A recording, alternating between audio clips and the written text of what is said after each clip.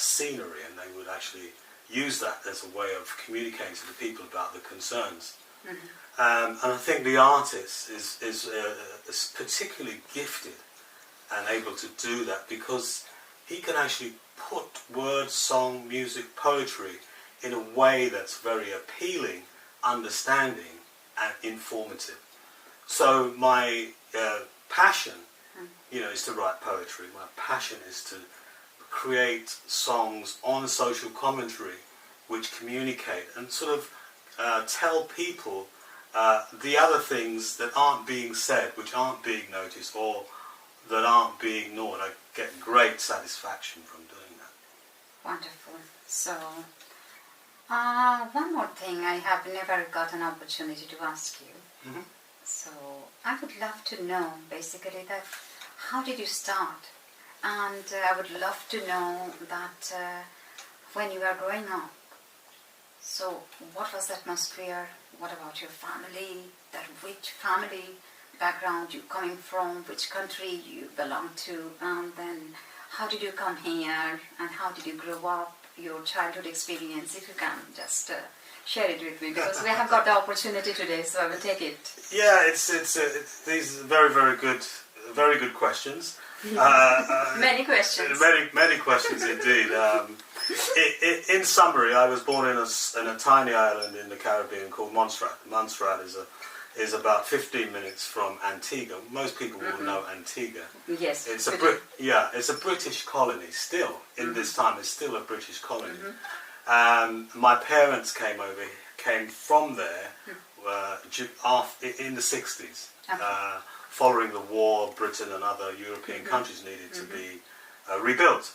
So the British went to those sort of places to get the labour to come and rebuild the UK. They were asked to come and build the UK. I have a big family, but unfortunately we weren't a traditional family. I didn't have the traditional family time because of the family was sort of split up and so on. So I spent a lot of time in care.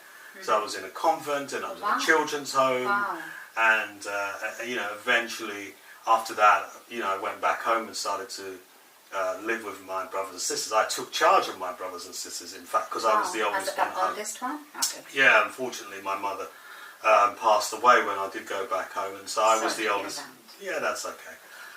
When I went back home, I was the eldest, so then I made a decision to support my younger siblings, and we kind of grew and learnt together different things, and that enabled us to understand a lot of things, because every one of us can cook, every one of us know about healthy eating, every one of us know about healthy exercise. And these things have stood us in good stead to today. And everyone always comments, well, how is it you look so young? How is it you're so fit, etc.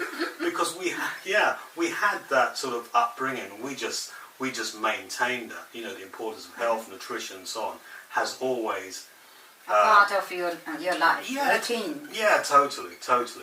And then my background is I trained as a social. I trained and qualified actually as a probation officer.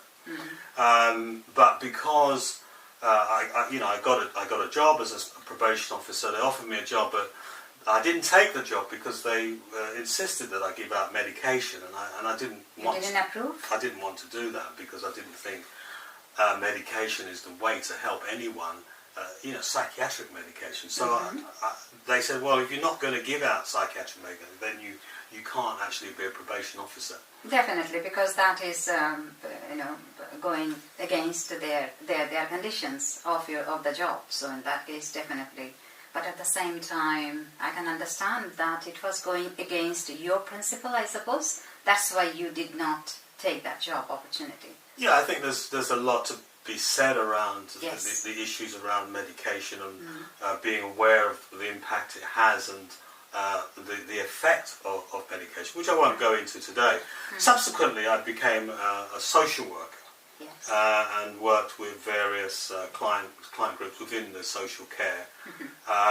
And somewhere along the line, I was able to observe different client groups how they were cared for, how they were supported, and that sort of gave me quite an insight into the impact of care on individuals, some of which was very positive. Foster carers, I supported foster carers who do an amazing job in rebuilding the lives of young people. So there's a lot of good work being done there. But sadly, I had to come out of the area simply because, again, the same issue of medication and the amount of medication that people and labelling that goes on.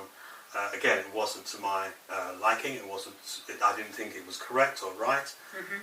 So I eventually came out, and I don't practice. I'm not a practicing social worker anymore. Although there's a lot of good people in the area doing a fantastic job of rebuilding lives. Need them, Yeah, but personally, I don't believe in the system of